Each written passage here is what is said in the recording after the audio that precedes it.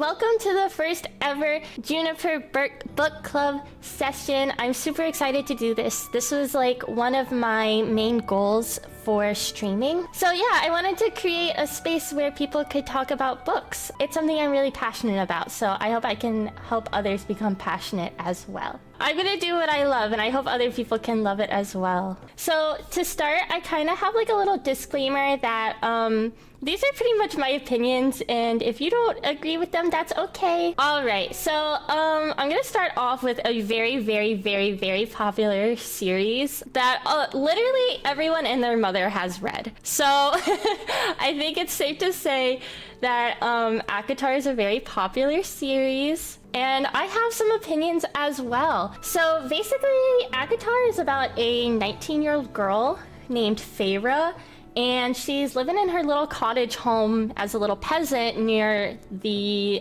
very dangerous woods. And it's very dangerous because it's right on the border of the fairy realm. And, you know, they're on the mortal side of that. And then when she's in the fairy realm, she basically becomes emotionally attached to all the people that she meets there. And she learns that the fairy realm, which is called Prithian, that it's cursed. I personally really love this series because I think it has really easy and understandable world building that's super easy to understand and like really easy to get you into like fantasy books if you've never read them, because they're so easy to understand.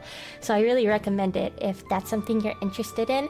And there's also a good amount of romance, of course. So that's kind of my opinion on ACOTAR. But I will say, so basically this series, like there's a main trilogy, obviously, of like the main characters, and then this is like a novella, which is kind of an in-between. It's like a beach episode of an anime, except it's Christmas. And then this kind of starts the second part of the series, which is more so about Faerie's sister, Nesta.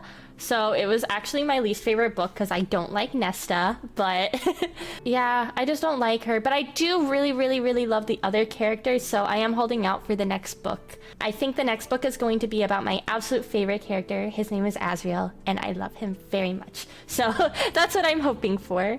So we're gonna continue on to this Sarah J. Maas theme. I've read all of her books, and I love her books. I love her writing. I love her world building. I love her characters. So we're gonna talk about it. This is my absolute favorite Sarah J. Maas series, Throne of Glass. It is 8 books long, and it means everything to me.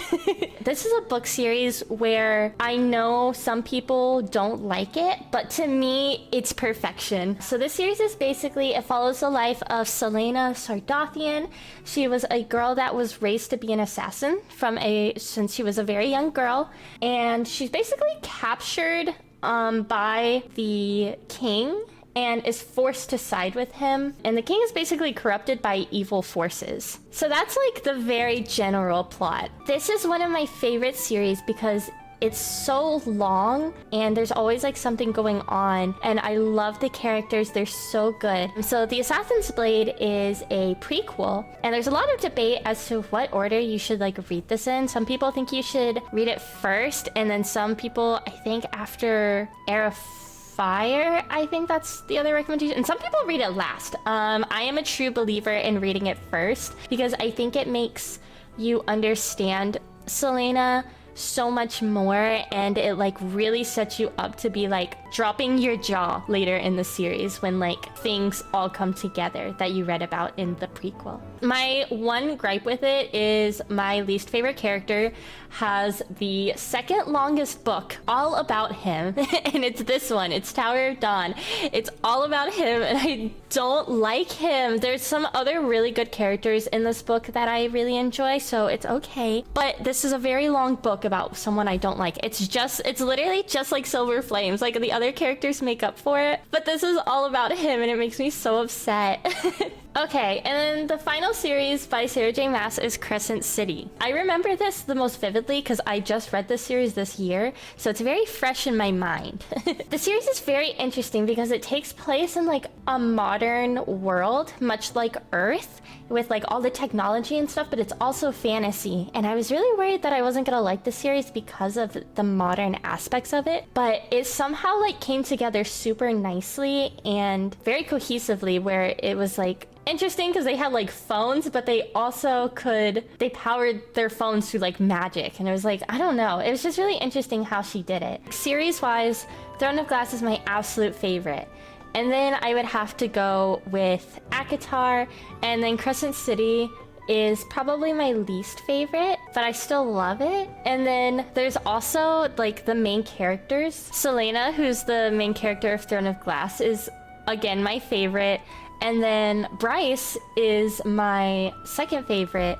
And then in last place, I have Faerie. She's just a little bland to me in comparison to Selena and Bryce. Okay, so we're gonna move on. This is the Cruel Prince series, also known as the Folk of the Air series. The Folk of the Air series is another series like Throne of Glass where I absolutely love, and there's very little that I have to say against it. This book is super interesting. I really love it because one of my biggest things that I don't like when I'm reading is when characters kind of have too much of a like moral compass when they really shouldn't. Like they sacrifice too much. I don't know, like it does, like when it doesn't make sense to be good. I don't know, like when people are treating them terribly and they're like, no, you deserve like forgiveness, and I'm like, no they don't. This book does not have the problem. Jude does not care. She does not care. She will murder. She will take what she wants, and she will trick and manipulate, and she'll do anything to get where she needs to be and what she deserves, and she is so amazing for that.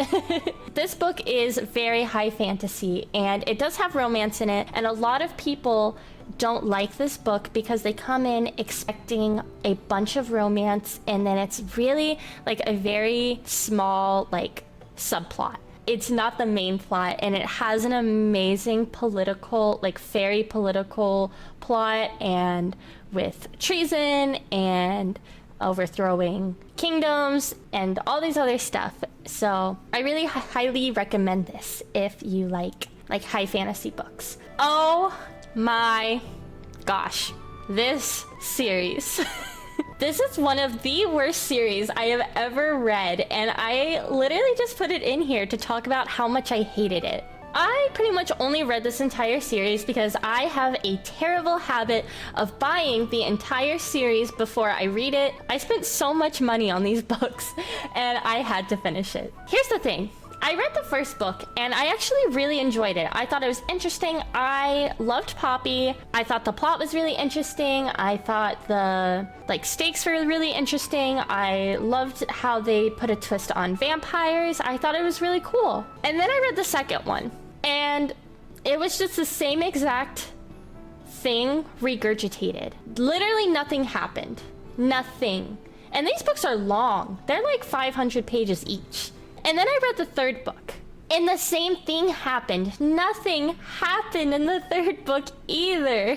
And then you get to the fourth book, and things actually start to happen here, and I got like a little more interested than in these two, but it wasn't enough to make me be like, wow, this is amazing. I'm pretty sure I think I gave From Blood and Ash like 4 stars, Kingdom of Flesh and Fire 2 stars. I gave The Crown of Gilded Bones 1 star, which I almost never do. I almost never give books 1 stars, but this one did it for me.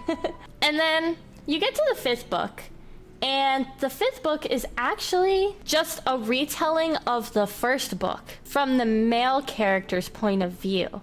So this book was actually kind of interesting to me because it kind of felt like I was getting new information again. So I did actually enjoy this one a bit, but it's definitely not worth reading all of this to get to it either. It kind of sucks because you can't just read these two because this one also has spoilers from these 3. But if you don't care about spoilers, you could just read the first and last book and enjoy it probably. My biggest gripe with this is just that nothing happens in so many pages. Like the 1st and 5th book where things actually happen, and the 4th one, the books could have been shorter, and the 2nd and 3rd book should have just been cut out. There was no need for that. All right, we're turning the tables here because this is one of the best series in the world ever. This series is called Once Upon a Broken Heart, and it is beautiful. I Love it. I love this series because it feels so magical. It's not like magic in a fantasy way, but magic in like a wondrous way. It's just like beautiful, like stepping through the wardrobe into Narnia type of thing. So I guess like my only negatives about this is like, one, in the first book, Evangeline is like very naive, and sometimes you're just like, get it together, girl. Get it together. But it's really interesting to see her like grow throughout the series and get better and become less naive, and I think it has really great character development. It's a little frustrating in the beginning, but it's something that she surpasses. And then I won't talk too much about the third book, but I was very, very satisfied with the ending. So this is another series where I would not have picked up because of the cover. I hate these covers so much, but it is one of my favorite trilogies I've read, and it's mostly because of the first book. This series is called The Remnant Chronicles, and it's about Leah. She is a princess born into a very traditional society, so she was basically told that she's going to be married to a prince that she's never met before, and she was very against this. So because of this, she decides to run away the night before her wedding, and she ends up in a seaside village. So this series is one that went viral on TikTok, but this was like the series that came before that series. You absolutely do not need to read the trilogy to read this. They're not like super related, other than a couple of the characters show up as like throwaway lines in this series. So it's not necessary, but it is a lot easier to understand the world building if you read the trilogy first, I think. The Kiss of Deception had me dropping my jaw. I was so shocked by the plot twist. I literally like went back and like started fact checking earlier in the book because I was like, there's no way, there's no way. Just know that it has a very well written love triangle and an amazing plot twist that I really enjoyed. So let's talk about this. This was another series that got me back into reading. This was turned into a Netflix show. I really loved the main character. I love Alina, and I enjoyed her path. I despised her love interest. Hated him. I do not like him. One of the worst characters I've ever read about, actually. Basically, his name is Mal, and they're like childhood best friends. He basically gets mad that she's a Grisha. He gets mad that she like has his powers, and he's like, why'd you hide these from me? Why would you do that? And she's like, I literally didn't know. And he stays mad at her. And then basically anytime she uses her powers, he gets mad at her. And then anytime she like tries to get stronger, he gets mad at her. He would basically just get so mad anytime she used her power or had power. It killed me. It killed me, actually. Yes, the friendships are so good, which actually brings me up to the next series that I'm going to talk about, which is Six of Crows. They kind of like intermingled Six of Crows with the Shadow and Bone series on Netflix, but it is a separate series that pretty much does not overlap in the books. This book is the definition of found family. All of these characters have no one but themselves, and they come together literally so beautifully. So this next series is Bonecryer's Moon and Bonecryer's Dawn. This again was another book that I judged by the cover. I think they're beautiful. I think the art on these are like amazing. Unfortunately, the story just did not live up to the hype for me. It was something that was really, really like said to be amazing on TikTok, and it just like didn't do it for me. It was very immature, I think, in the way all the characters went about things. I didn't really understand the drive. Interesting idea, not great execution. That's what I have to say on that. All right, guys. If any of you follow me on Twitter, you would know that this changed my brain chemistry. So I didn't want to put like all the individual books because that's like a lot, but we're going to talk about them. We have Percy Jackson and the Olympians, and then we have the Heroes of Olympus, and then the Kane Chronicles. This is a series where I know that there's definitely valid complaints that people have, but you cannot tell me there's anything wrong with it. Of course, we have the original Percy Jackson and the Olympians, where we, of course, meet Percy Jackson, and he basically finds out that he is a demigod, also known as a half-blood, and he is the son of Poseidon. And Zeus's lightning bolt has been stolen, so he has to go find it because they pretty much think it was him. That's basically like the plot of the first book, and then of course you find out that there's like deeper like reasonings as to like why the bolt was stolen and like what's going on, and then it leads into the whole series, all the 5 books. But then you go to the Heroes of Olympus, which takes place after the original series, and this is probably my favorite series in the Percy Jackson universe. You get more characters, which is like on the cover of the first book. And that's basically Jason, Piper, and Leo. Leo is another one of my favorite characters. So my favorite characters are basically like, yeah, Percy, Annabeth, and Leo are probably my favorite characters in like all these series. And then there's the Kane Chronicles. And this is probably my least favorite like Rick Riordan series that I've read. I do still love it, but basically the King Chronicles follows these 2 siblings, Sadie and Carter, and they basically find out that the Egyptian gods are real and that they're descended from pharaohs, and they actually have Egyptian like magic that they can do, and it's really cool. And basically there's like uprisings of like evil gods that are coming, so they kind of just gotta fix stuff. To me, I love the magic system in the King Chronicles. I think that's so interesting. However, the action scenes cannot compare to like the Percy Jackson books, because they're just like, they seem so childish to me, and I just like, I can't get behind it. I'm like, what are you doing? The series is clearly made for like 9-year-olds, 10-year-olds, so it's like you gotta look past some things, but it's still enjoyable. In conclusion, Heroes of Olympus is my favorite series, and then Percy Jackson and the Olympians, and then the King Chronicles, which of course is not part of the Percy Jackson universe, but is also by Rick Riordan. So these are the last books that I'm going to talk about. My like guilty pleasure books are like non-thinking romance books, and one of my favorite authors for that is Ali Hazelwood. So these are just like straight up romance. I read these books in like a day. A lot of these are just like in a normal world. These are like a book where like if you're trying to read great fantastic literature, this is not what you should be reading. But they are fun. I do enjoy them. They do make me happy. And I think if you just want something to like kind of take your mind off things, they're very quick, easy reads to me. These ones are a little different from these ones.